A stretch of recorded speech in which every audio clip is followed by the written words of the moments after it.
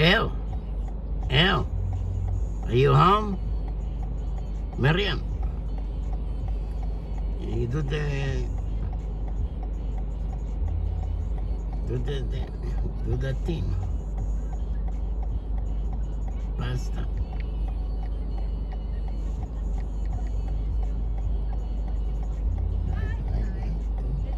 Do the pasta.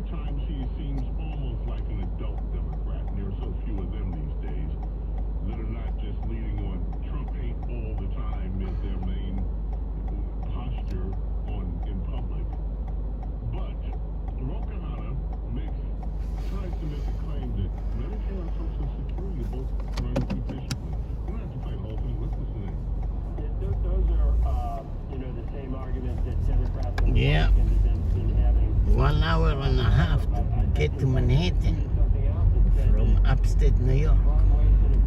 Right? Probably the biggest bipartisan thing that we have, and it's not specific to what my politics are or what my politics are.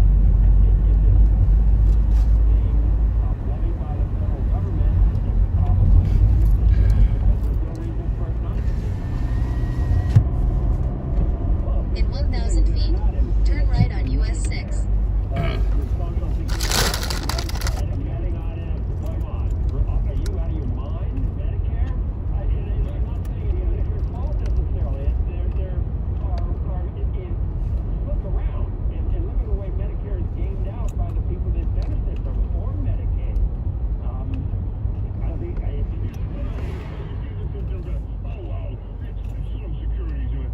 Security. You already heard they've got people on the rolls that are older than the United States of America. And it's Turn right on US 6. Ro-Kahana says.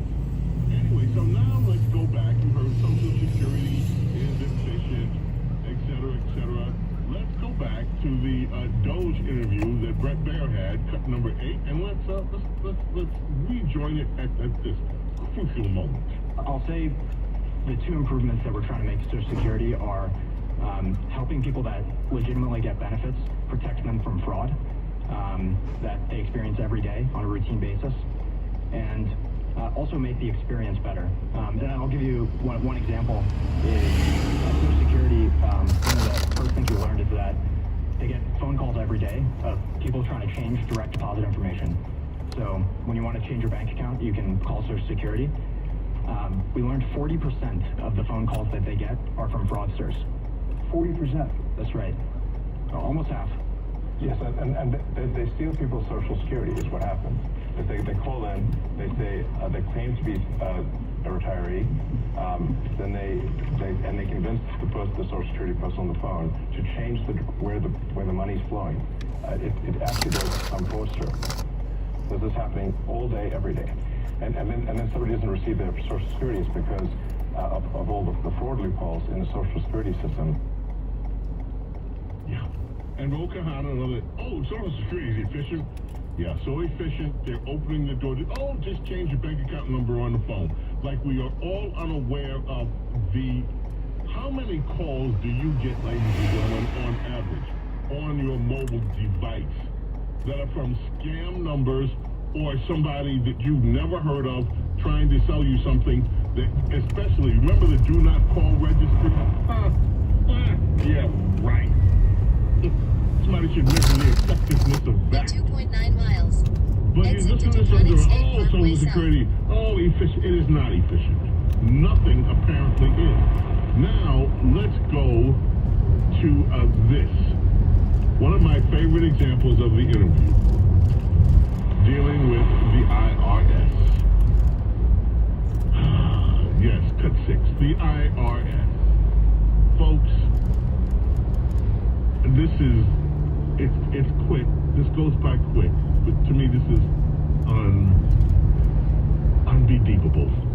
You've got overstaffing. A good example of overstaffing would be the IRS has got 1,400 people who are dedicated to provisioning laptops and cell phones. So if you join the IRS, you get a laptop and a cell phone you've provisioned. So if each of those IRS officers or employees provisioned 2 employees per day, you could provision the entire IRS in a little more than a month. So 12 times a year you can re-provision. Why would you have 1,400 people whose only job it is to give out a laptop and a phone? Right. The whole IRS could be handled once a month. So that doesn't make any sense. Yes, I know. What? So at the IRS, ladies and gentlemen, 1,400 employees whose job description was, you're going to give away stuff. You're going to be Santa. You're going to give away cell phones and laptops to IRS employees. That's your sole job. If one of those employees took 8 hours out of the day, a whole 8-hour shift, to just give away In 1 mile, 2 use the right laptops a lane to day exit right 2 Taconic and State 2 Parkway cell South. phones a day. If that were the case, they have enough employees handling that aspect of IRS business that the whole IRS would have a cell phone and a laptop, everybody employed, in 1 month. Yet, you've got people then that are being paid for 11 months out of the year with nothing to do, according to their job description. Can I ask a question? Yes, you may ask a question. Wasn't there like a big ramp up of IRS employees in the budget? Yes, there was. So hypothetically speaking, is it possible that some of them are handing over parts of their salary to the Democrats? So you want to know if it's possible if there are kickbacks going on? How dare you? How dare you suggest? How dare you suggest? How dare anyone suggest, ladies and gentlemen, that with all this money, one bank account that everybody has access to with no verifications on it, that's your federal treasury, couldn't even pass an audit? How dare you suggest that all these ramp-ups of employees, you have 1,400... Can you do the pasta? Okay. Yeah, be like 1 hour and a half. Okay. Like 6:15. Okay. See No you problem. later. See you later.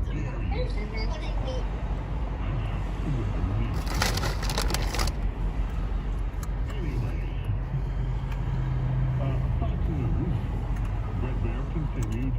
This is Elon speaking with Brett Baer, cut 7, and let's just pick it up in itself. At least temporarily, they're being challenged by the DOJ. Are you surprised by that pushback? Well, the DC Circuit is notorious for having a very far-left bias. And when you look at the people close to some of these judges, where are they working? Are they working at these NGOs? Are they getting the other ones getting this money? Does that seem like a system that lacks corruption? Sounds like corruption to me. Last thing, do you guys all see this as a patriotic duty? How dare he? How dare Elon Musk suggest, just because these judges may have relatives, other people working at these NGOs that are getting this money that they're ruling on, that they keep making these, how dare anyone suggest that Democrats might have some kind of kickback, money laundering, scalp them if you're the taxpayer? No offense, no, didn't mean that as a slam against indigenous culture. That you might be scalping the taxpayers. How dare anyone suggest that on this program? That the Democrat Party, that the machinery that these people have put together for decades, where money just flows out of one open bank account with no verifications. How dare anybody suggest that people would take advantage of it and have ill-gotten gain when the taxpayers are funding it? How dare you, Elon Musk, for suggesting that? How dare anybody suggest that people close to judges the judges would actually be biased. Believe that of a judge. Who, I ask you, would believe it? Okay. Let's turn our attention, my friends, away from that now. I'll have more, God willing, tomorrow we'll have more from that Doge interview. It was delightful. The Supreme Court has been asked to stipulate over this argument that the administration's having over El Salvador deportations. The Trump administration asked the Supreme Court today to review a restraining order on the D.C. Circuit. In the filing, the lawyers for the Trump administration said the lower court's orders have rebuffed Trump's immigration agenda, including its ability to protect the nation against foreign terrorist organizations. And it risked the debilitating effects for delicate foreign negotiations.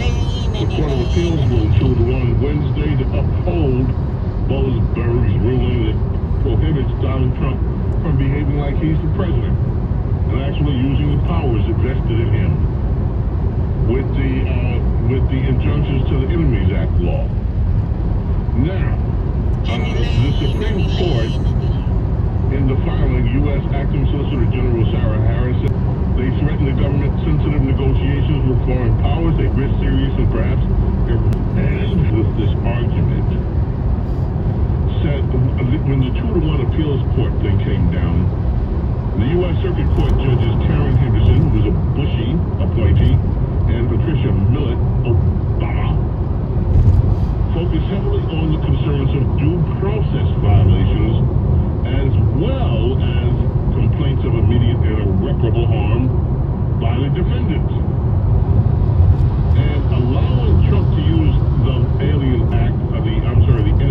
Enemies Act in the near term risks exiling plaintiffs to a land that is not their country of origin.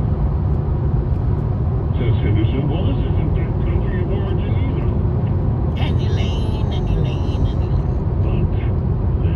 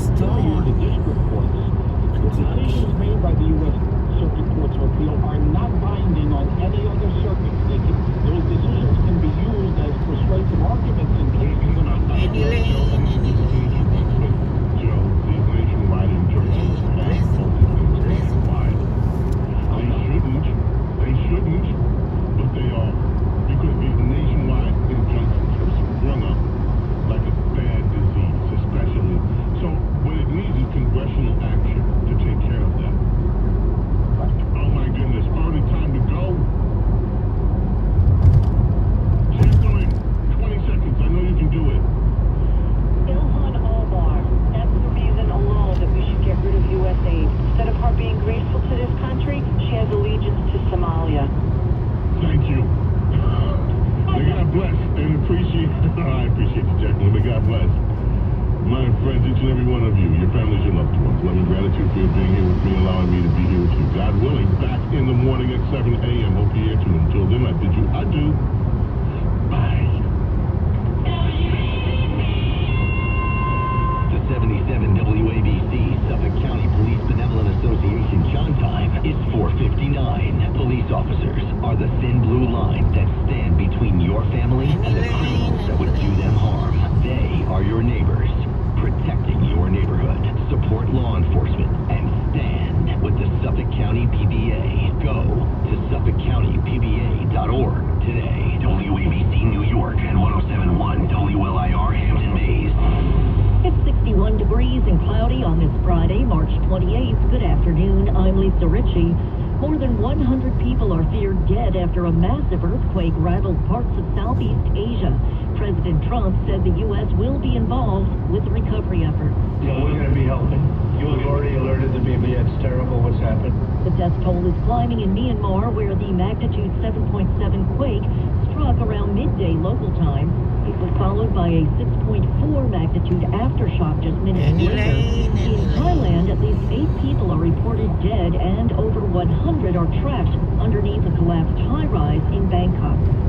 President Trump is ordering the Smithsonian to remove what he calls anti-American ideology from its museums. Tammy Trujillo reports. On Thursday, Trump signed an executive order promising to eliminate improper, divisive, or anti-American ideology from the institution. He also ordered the museums to restore monuments, memorials, statues, and markers that have been removed in the last 5 years. Over the last few decades, the Smithsonian has included a broader and more diverse telling of the nation's history, which Trump's order calls inherently racist, sexist, and oppressive. I'm Tammy Trujillo. A police-involved shooting in Newark, New Jersey has left a man and a woman injured. Neighbors are reacting after gunshots rang out on Hunterdon Street. And I just seen all them cops and stuff, and then they pulled somebody out the car, hit him on the ground, and that was it. But I just heard, I thought it was gunshots. A man and a woman took bullets to their arms and were sent to University Hospital for treatment. No officers were injured. A fast-moving fire tore through 2 homes in West Islip, Long Island today. The fire broke out at a house on North Monroe Avenue. West Islip firefighters noticed the blaze in the garage area, and then it spread to an adjacent home. No injuries were reported, but the fire reduced much of the 2 homes to rubble. A missing elderly couple from the Bronx are missing no more. Jeff McKinney explains. They've been found at a hospital in Manhattan. Family members say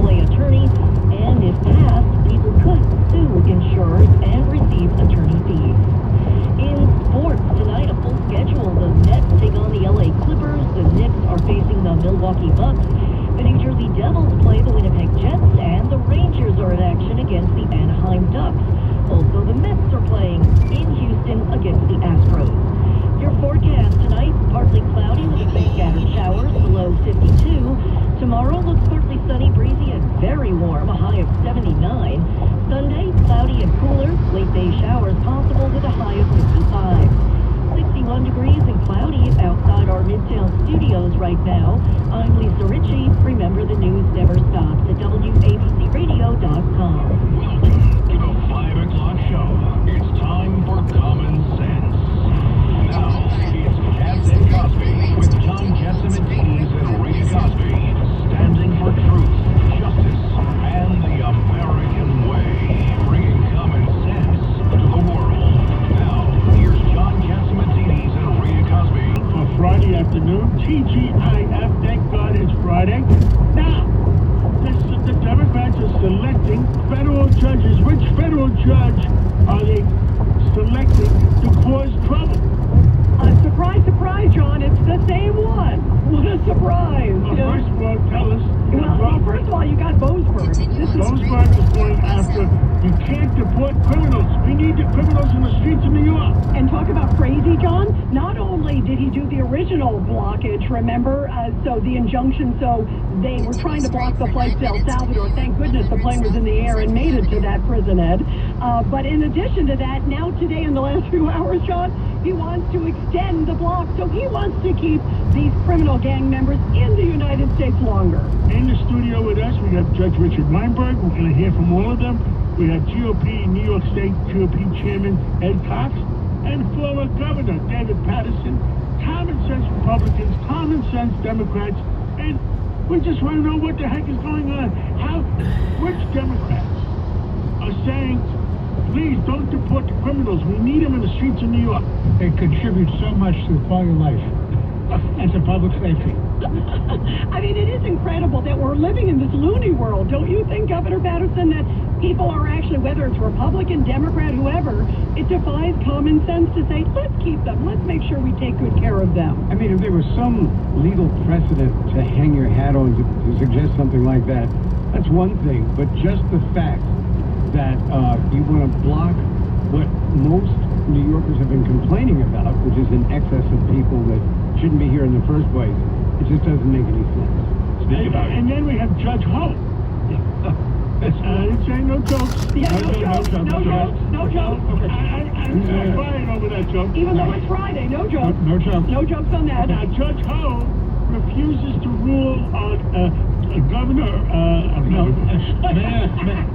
No, that's the governor. Governor Patterson is falling off his chair. This is an announcement. And he's making me fall off the chair with his infection. He refuses to rule on Mayor Adams because the Justice Department says we're not going to go after him. This is incredible. Judge Weinberg? It's very simple. Justice Department made a mistake. They moved to dismiss. Explain what the whole premise is, because Eric Adams, right? We dismiss the case with prejudice. It's over. It can't be brought back. That's what I'm saying. So you guys take your choice. Who wants to answer this? And Governor Patterson wants first chance. All right, so Governor, if indeed, all right, we know that the consultant advised, okay, dismiss it with prejudice.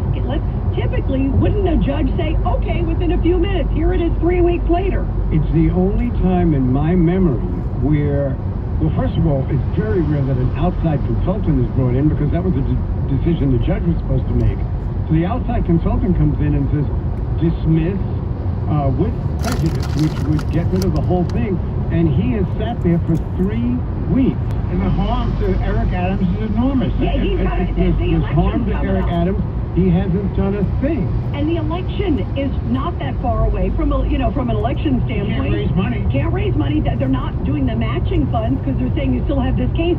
Doesn't this, like to the judge's point, Ed Cox, feel like political interference just in general? It is political interference, and why is a judge, of course he's an elected judge, right? Has reached a new low, and that's why we have Judge... Oh, and what's going on? And that's the irony, because this is Pat Stahey. She's a New York State Democratic lawmaker. She was one of the biggest fans of EVs during the Biden time, pushing for everything with the EVs. And now she's leading this new bill. She wants this new, talk about this, Judge, a new bill where she would essentially say that he can't do direct sales. She's now trying to cut the legs off of Elon Musk. And allow, hold on, it's even worse, and allow direct sales to all the competitors on electric cars. Right, not only her Tesla, but help the Everybody else. others, right.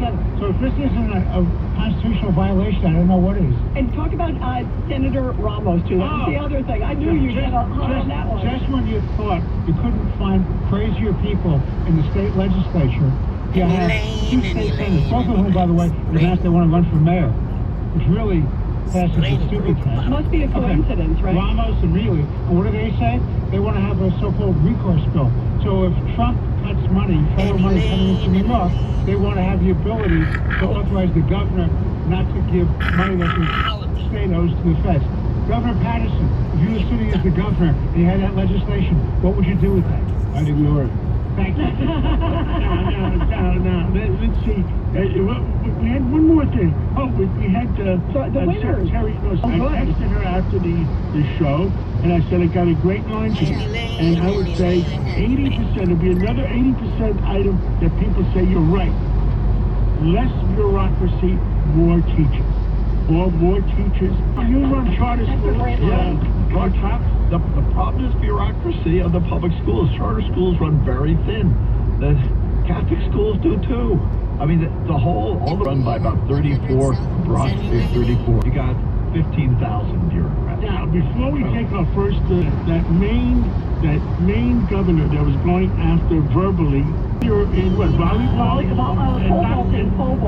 And knocked her out. What did he do? Yeah, this is really interesting from your friend there, John. And what your friend was suggesting, because this male pole vaulter, biological male, suddenly went into the female match and beat, of course, the girl. So the one who would have won was number 2, the girl. So your friend suggests that there should be... I should text or contact President Trump, and that he should invite her to the White House and give her the #1 match. You know what I think President Trump should do? He should do a #1 day and give all the people, I think of Riley Gaines, all the remember? Ones that came out #2 because of a transgender man. Walk him to the White House and give him a medal. I love it. What do you think? It might be a big crowd, because there's a lot of them these days.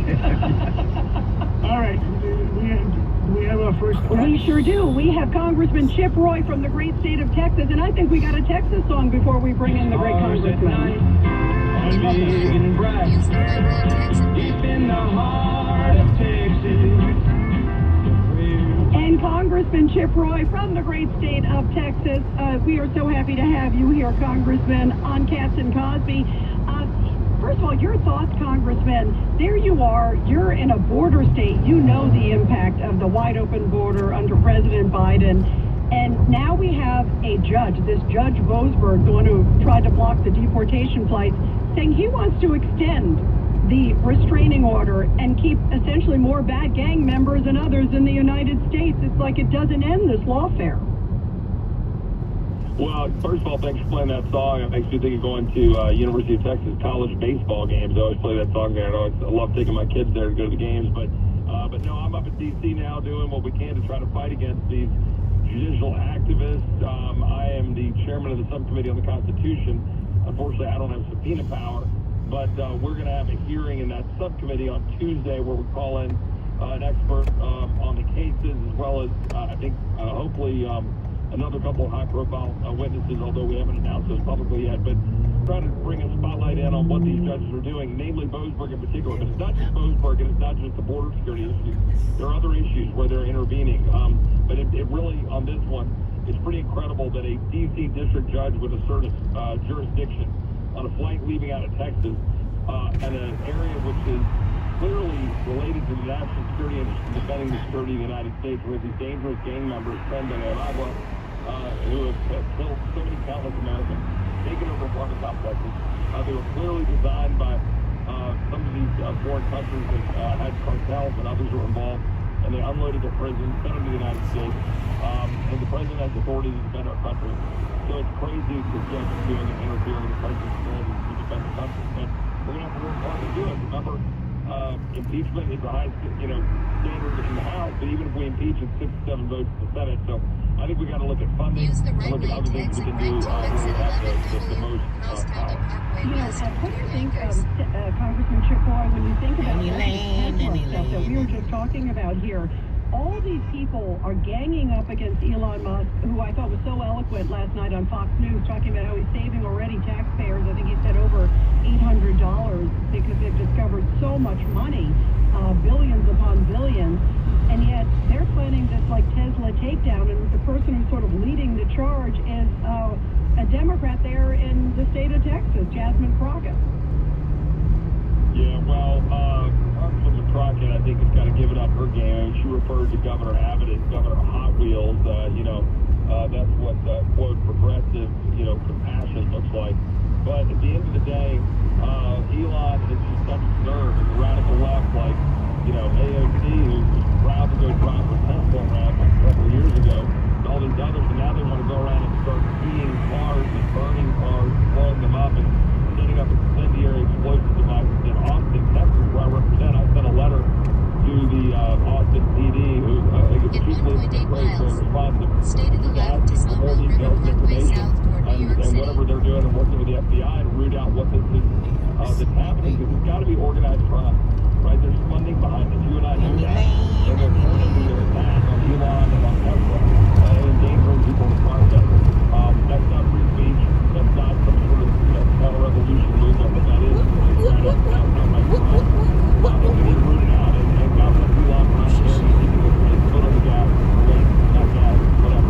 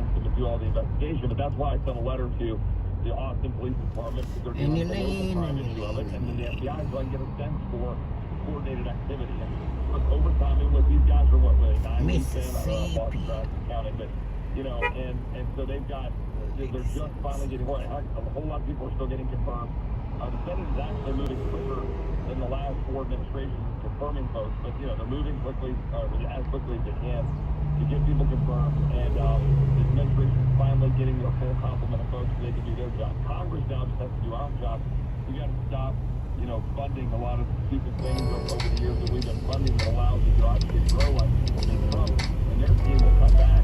But we gave them all the tools to try and use that. It's on Congress to stop empowering. Use the left lane to exit left to I-87 South, New York Thruway. We just have a few seconds left, but I want to make sure we get to this. Congressman Chip Roy, you've been obviously very much supportive of this is President Trump's executive order this week about election integrity. Thank goodness. I mean, it should be basic that in federal elections,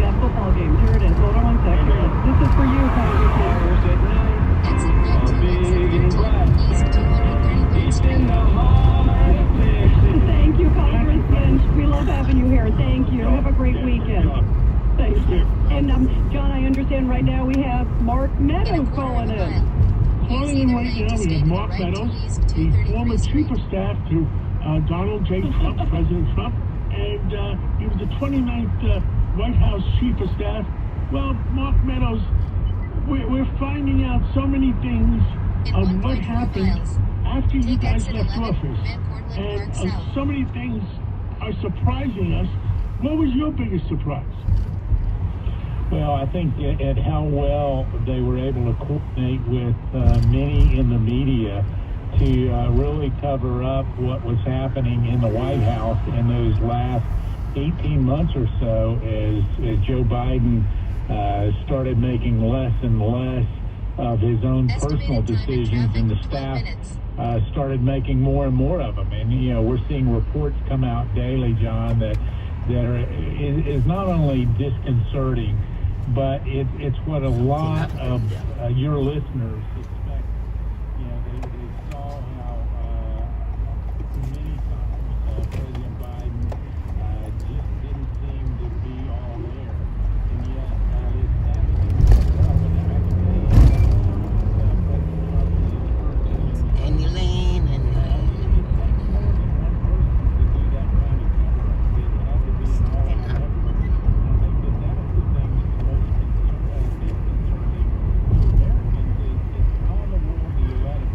In 1.1 miles, turn right on West Gun Hill Road. and Elaine and Elaine and Elaine.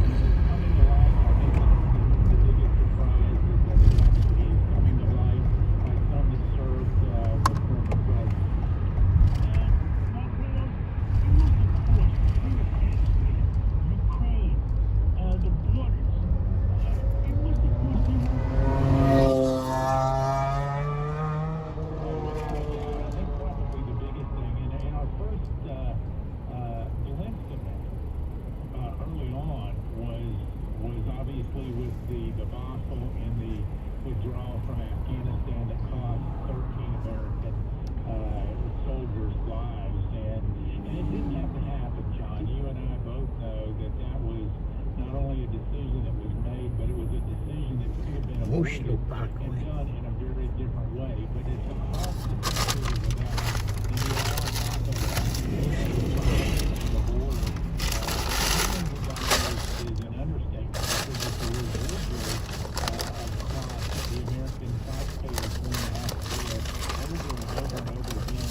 Donald Trump now is obviously with his team putting together a way to hopefully put it back on the right track. I can tell you, it's very tough when you've had 4 years And Elaine and Elaine and their election of duty that Tenda.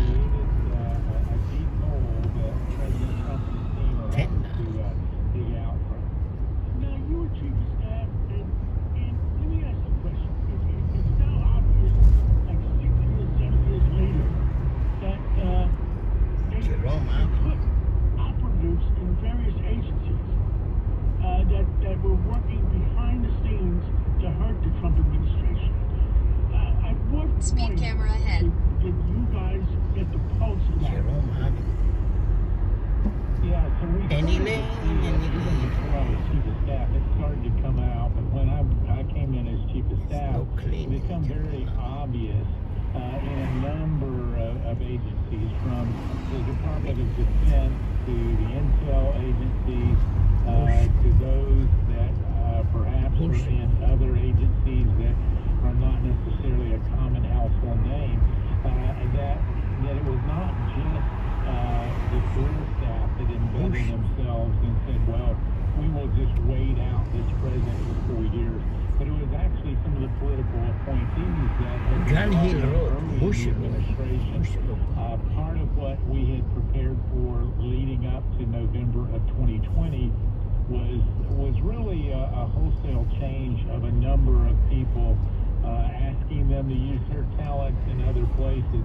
And now what you're seeing is you're just seeing that not only has President Trump hit the ground running, but he and his entire team have hit the ground running, and the vetting process continues on. I know that a number of them have had discussions over the first 3 months. months, and making sure that if you want to work in the administration, you have to be on the America First agenda. That was not the case. We saw it, you know, I had a stack of organizational charts on my desk. Woodlawn Station, in November of 2020. Woodlawn Station, actually went to the National Archives last instead of being station. put into place. But it was really about making a big change. And if you're going into the administration now, just to make sure that you can put it on your resume, you're going in for the wrong reason. President Trump and his team they're doing a great job of making sure when they see someone that's not working out, they're acting quickly to replace. In 1,000 feet, turn right on West Gun Hill Road.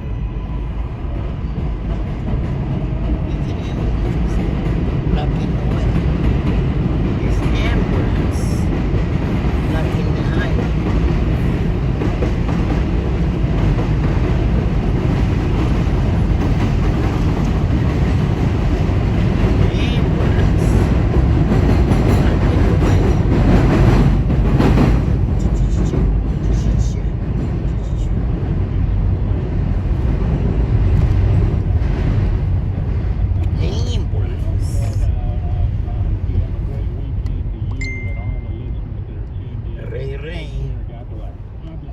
They're in the building, number 4 station. Last number 4 in the Bronx. Exactly. There was a violin playing behind their back, and there was people in every agency that was working with them. Which is frightening that there still are some of those people. We know where Obama Kia. Kia. These are the people who are leaking about signal out of the Pentagon, extraterrestrial league, and that kind of thing. It's not Police station. Turn right on West Gun Hill Road. Oh my God, we have a roller coaster in the market. Any lane, any lane, any lane.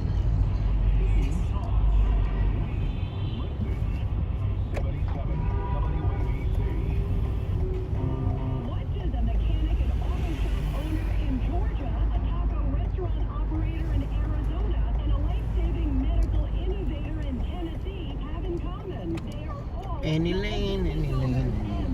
thriving on TikTok. Across the U.S., over 7.5 million businesses, from family-owned shops to entrepreneurs, are using TikTok to compete and grow. In a quarter of a mile, exit to Masholu Parkway. Mashulu Parkway, baby. On to the next one, on to the next one, on to the next one. Expanding to new locations. That growth means jobs. Today, there are over 7.5 million U.S. businesses on TikTok, employing more than 28 million people, and that number keeps growing. Small businesses thrive on TikTok.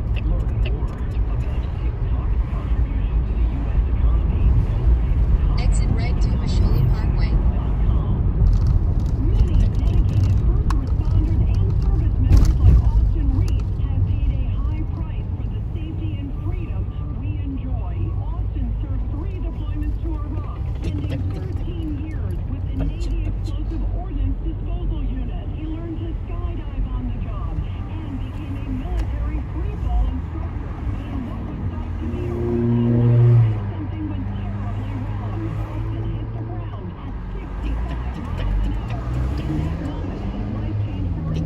Austin broke his pelvis, ankle, and he suffered a spinal cord injury. South Henry In Hudson. 1.2 miles, exit to New York 9A South Henry Hudson Parkway toward Manhattan. Manhattan. Manhattan. Manhattan.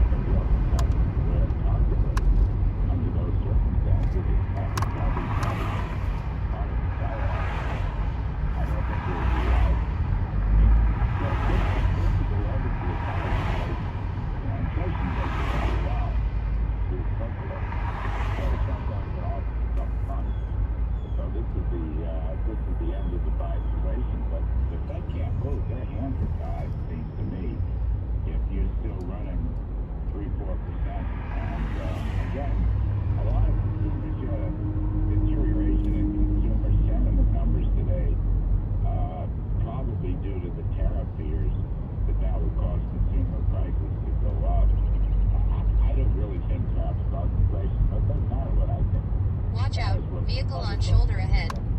So, no, I don't think the market can price in rate cuts until and unless inflation comes down. I mean, that's the reality of it. Inflation's a killer, right? I mean, you can't afford to live in an inflation not during the 5 years. The other thing I would mention, lumber, pharmaceuticals, semiconductors, now automobiles. That's a lot of the side.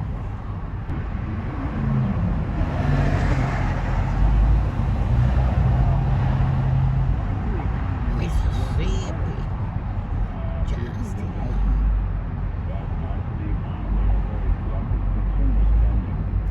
and then there's quite a lot of, there's a glitch in the numbers here, but we'll see how it plays out. But the GDP tracker from the Atlanta Fed is showing minus 2.8 for the first quarter. Now, a lot of that is front-running tariffs. As a lot of companies brought up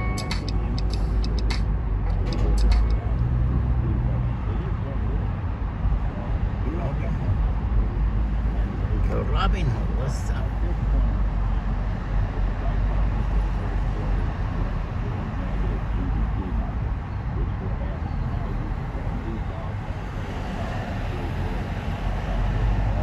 This is an ad for Warner Brothers. Continue straight for 9 minutes to Henry Hudson Parkway South. Where are the others? Oh my gosh, I'm so sorry.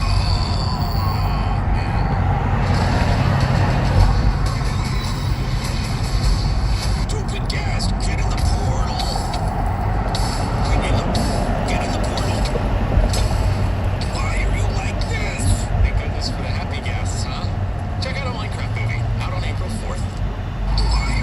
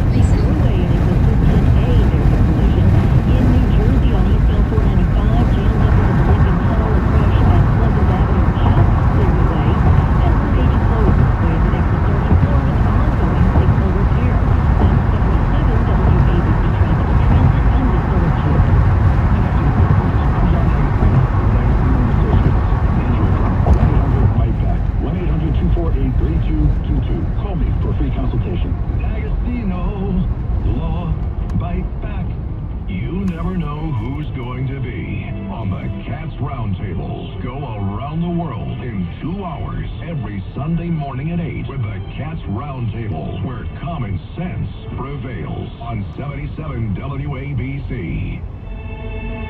You're commuting home with Katz and Cosby. Now here's John Catsimatidis and Rita Cosby on 77 WABC. And we are back here on Katz and Cosby, and big news today on the international front. Vladimir Putin saying he basically plans to level Ukraine and clearly is violating a ceasefire and a lot more. Also saying that he may target energy infrastructure was supposed to be off limits with the deal with the United States. So there's a lot of stuff going on there. And what's happening in Greenland, where Vice President J.D. Vance is White House right now. Well, joining us on all of this is National Security Advisor, the former Deputy National Security Advisor under President Trump, Victoria. So, Victoria, first off, how concerned should we be of these comments from Putin? Well, I mean, we've been hearing these comments from Putin for more than 3 years now. What is he going to do? Is he going to do this? Is he going to do that? He has a lot of very extreme rhetoric that he engages in, but he knows he has someone different in the White House now. And if he keeps this up, if he does significantly violate the Green Deal that was reached, President Trump's going to call and say, okay, is this all off the table? Because if it is, we're going to move ahead with some other things that you're not going to like very much. So let me ask you, Victoria, what can the United States do? What can President Trump do if he starts to go into this arena? Yes, first and foremost, you put the absolutely crushing economic sanctions, which the president has signaled he's willing to do. What these are called are secondary sanctions, and what that means is anyone who does business with Russia can be open to sanctions. So you're saying to all Indians, all Prime Minister Modi, and you're going to say, if you keep buying Russian crude, you can sanctions to your Indian gas. We're going to have to sanction you.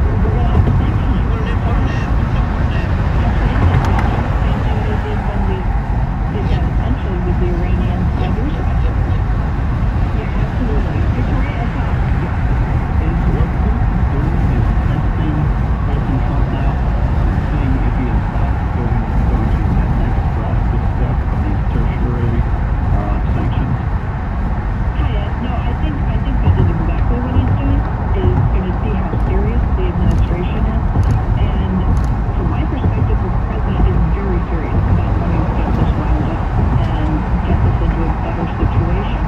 And, everyone's talking about innovate, which is interesting. I think the most interesting thing about it was the president raising the issue in all of the shipping that goes through the Red Sea and the Suez Canal is the vast majority, not all, is either European or Chinese. It's either Chinese goods going to the European market or European goods going to the Chinese market. That doesn't make it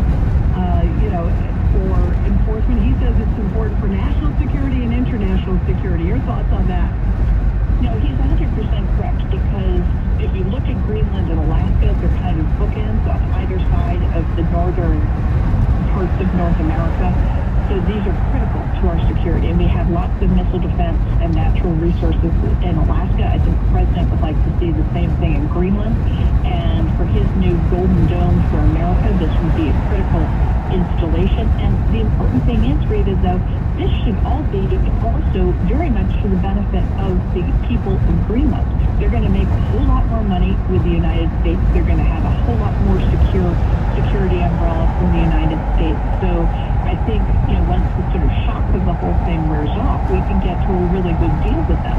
It's mutually extremely beneficial, and as I said, lucrative. And here again, hasn't Putin tested them on the Arctic? Repeatedly. Now, Russia is obviously an Arctic country with a lot of interest in the Arctic. I don't disagree with that. But if we can actually have some sort of jurisdiction over Greenland and we have Alaska, do we care about the rest of it? Sure. We care some, but not with the desperation that is, say, China, which doesn't have any natural interests or areas that they control in the Arctic. That's why they're being so aggressive. So I think the president sees an opportunity to lock up these two essentially American elements in the Arctic, and at which point, the rest of them can just go build icebreakers and pound sand. A great icebreaker. The thing is, there's $1 zillion worth of oil up there, and for whom did it go? And thank you, Victoria, for coming on, and thank you for your wisdom, and thank you for bringing Americans up to date. Have a wonderful weekend. You too. Thank you. And we have Peter Spitzer. Absolutely. We have the great investigative journalist, big best-selling author, and also president of the Government Accountability Institute, Peter Schweizer. Peter, you know so much about the influence. We were just talking about China just a little bit ago, as you heard there with Victoria Coast. Talk about what they are doing in America's heartland. Yeah, I know. Great to be with you guys as always. China realizes that when you look at the geostrategic position vis-a-vis the United States, it's challenging. Meaning we have a lot more allies, we have a lot more geographical breadth. What they are taking to do, however, is to effectively neutralize the United States through something called elite capture.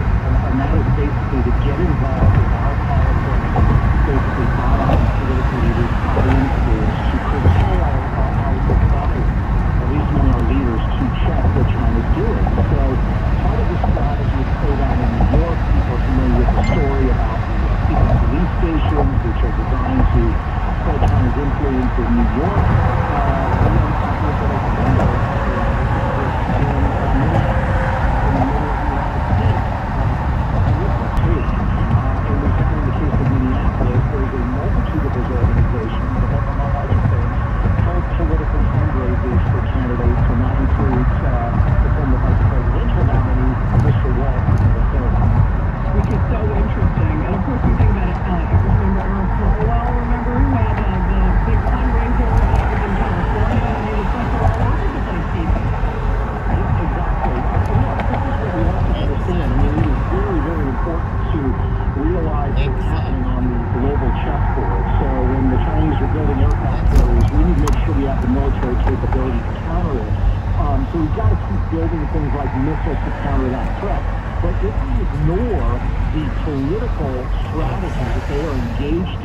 Undermine us domestically, we're going to lose the battle.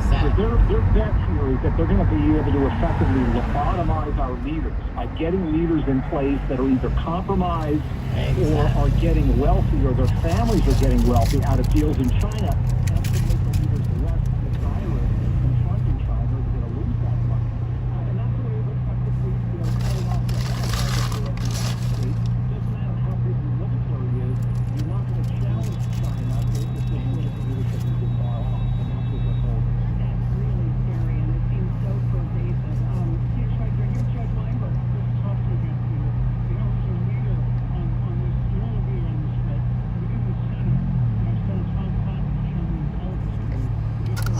שבת שלום, איציק שאלה על דניאלה אתמול, ואמרתי, יוסי, אני יכולה להביא את כל הדור שלי אליך הביתה? אתה יודע, הייתי מאוד מאוד מופתע. למה לא תיקח אותה אליך לשבוע שבועיים? זה כיף.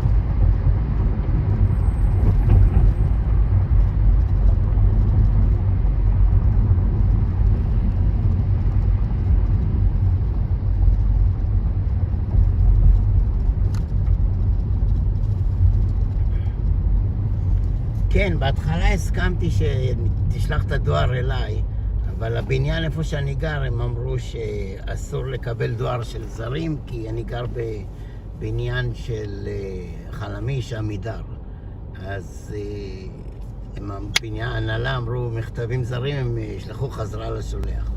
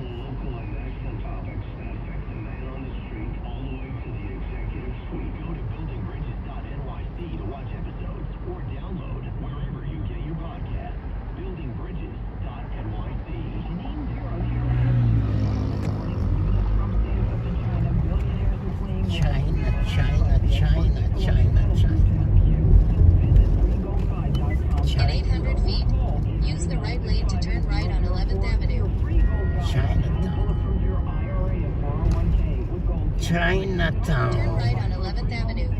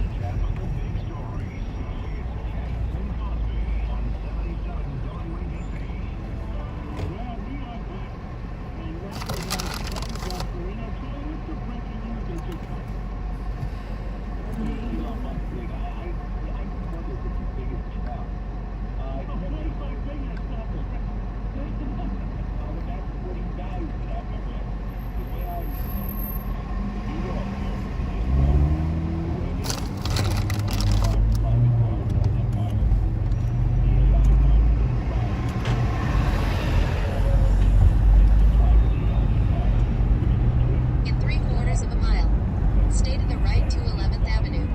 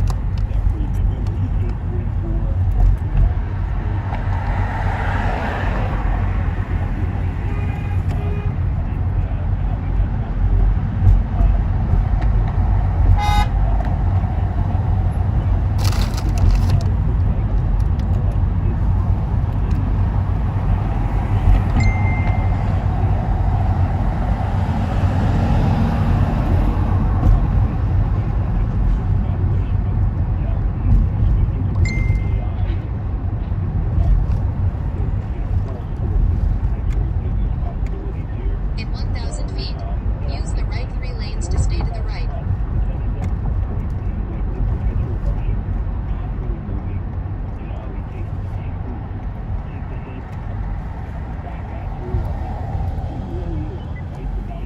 Well, speaking of buses, by the way, Charlie, somebody who takes the hit and keeps coming at us, whether we want it or not, Governor Duvall, Minnesota. Oh my God, Charlie, this is a great one. He comes out and he is trashing Tesla. You know, oh, I can't wait to watch the stock drop, and he's laughing, ha. Any lane, any lane, any lane. And it turns out, of course, Tesla is part of the pension funds there. Doesn't he have like a fiduciary duty that he has to be? I mean, he's like undercutting, you know, citizens of his One tomato coming up. I mean, that to me is stunning. Wait, no slowing. Let's explain it. Tom wants אבנר, שמעת ממנו היום? היא גם ביקשה ממך, למה היא רוצה לעשות את זה? מי יודע איזה דואר היא מקבלת? דואר של דונלד טראמפ. תראה את השידור הזה, בחצי השידור, הוא מראיין אותי. סדרן, תחזור אליי.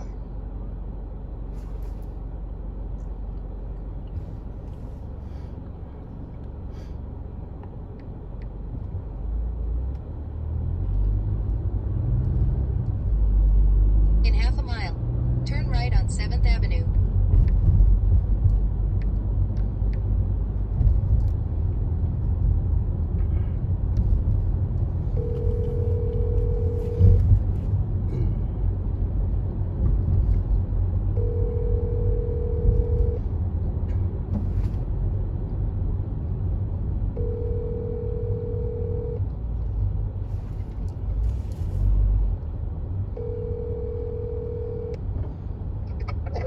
כן, שבת שלום, שבת שלום, מה קורה? אבנר, כן, מה קורה? שבת שלום. איך מצאת את הטלפון שלי? אתה הבאת לי אותו, שכחת? וואלה, שכחתי. מה נשמע?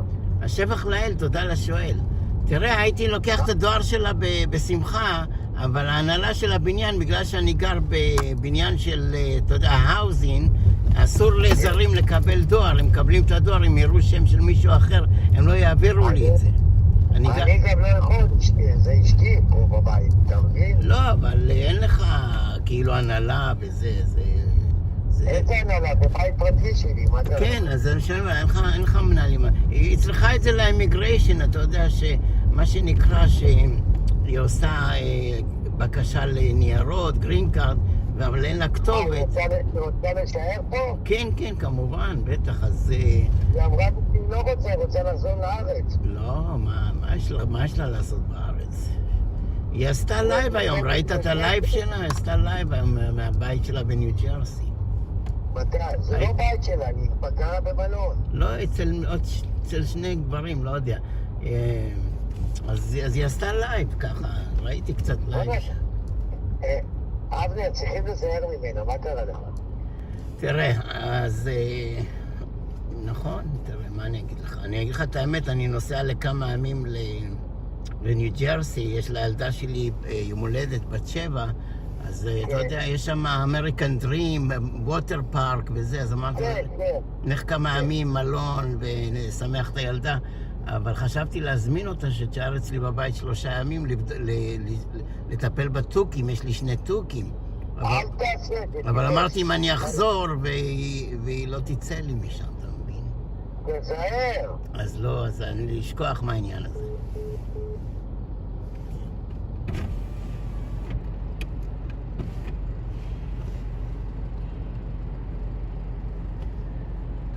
Please leave your...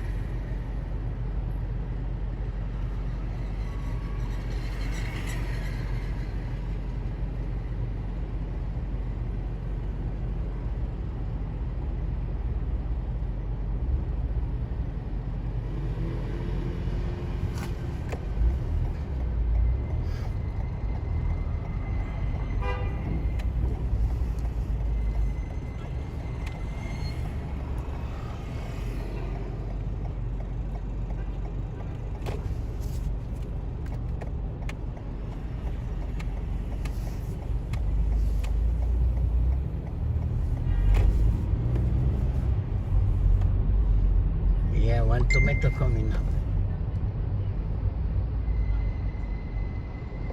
אבנר, צלצלת אליי ונותקה שיחה לשבת. יאללה, אחלה שבת שיהיה לך. אבנר, שמעת ממנה היום?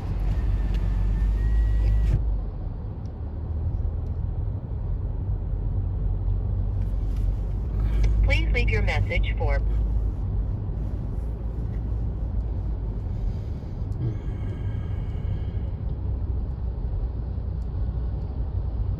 Okay, one tomato coming up, people.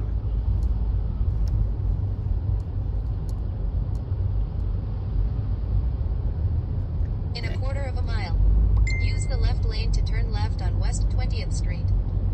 Okay, here you go. One tomato. Thank you, everybody. See you tomorrow. Peace and love. Peace and love. Peace and love. Peace and love. See you tomorrow. Peace and love. Peace and love. In 1,000 feet, turn left.